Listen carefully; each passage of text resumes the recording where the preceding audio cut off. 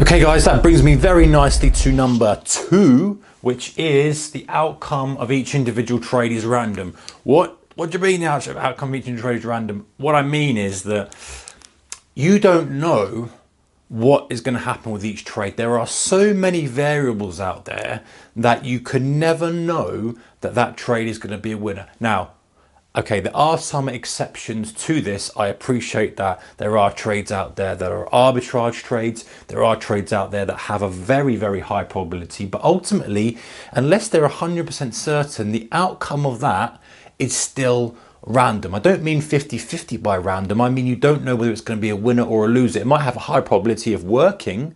However, you don't know if it's going to work or not. If it's a 95% probability trade, whatever that may be, out of 100 times, you're still going to get 5 losers, and you don't know when those 5 losers are going to occur. So let's look at this in a little bit more detail, because this actually, it sounds like it's more a strategy thing, but when you can work out in your head and kind of be comfortable and at peace, if you like, with the fact that this is really the reality of trading, you start to accept the risk much more. It brings in very, very nicely into this point. You start to be able to analyze things a lot more clearly, and it just literally opens the door to a different style of trading. So bear with me on this one.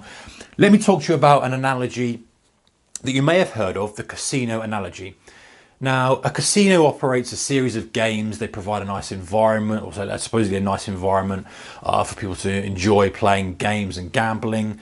And let's look at the roulette wheel. How does the roulette wheel, how do these guys make money? So the roulette wheel basically works like this. You have a 0 here, which is green, and then you have a sequence of numbers in a wheel. You're familiar with this. Now, I don't know the exact order because I'm not that familiar with the game as such, but you kind of have, you've got a red 1, a black 2, I know it's not exactly this, red 3, and then a black 4. So, but in other words, they're not exactly like that, and the wheel goes around like this, as you know. I know they're 15, something, I don't know exactly the order. But anyway, the point is you have red, black, 50-50, give or take. That's the payout you get. You double your money if you put it on red and it comes up red. You double your money if you put it on black. And there's odds and evens and other things. But let's just focus on the red or black for now.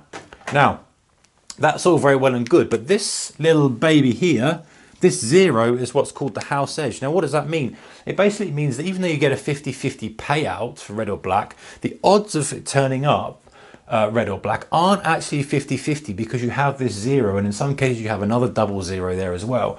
So that's the casino's edge. The casino is giving you a payout that is not really, doesn't represent the actual odds of the game.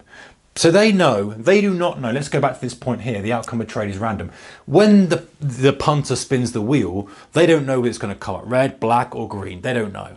The wheel spins. It doesn't matter what happens. But they know that over time, the wheel is designed to give them an edge. It will show up over, however many numbers there are on the roulette wheel. I don't know off the top of my head, but they know that 0 gives them an edge, so that the more frequency that people play, the bigger payout they get. Now, if someone comes along and sticks £1 billion on red or black, they're going to freak out because that could really damage them. That's why they have table limits. They stop people from doing too much size on the table, and any size that comes in has to be manually verified by the dealer or the pit boss or whatever. That's exactly why, because they want frequency. If you go in with £1,000 into a casino, they would much rather you enjoy yourself and put in 1,000 £1 bets than come in and just stick £1,000 on and walk away. That's your chances, the best chance you've got of winning, by the way, is just to do that, because it negates this edge far less. But if you're doing multiple frequencies, eventually you will lose money because this edge will play out. The fact that you're getting 50-50 payout on red or black, the fact that it's not quite 50-50, it's 49.8 something, I don't know the exact number, but you get the point.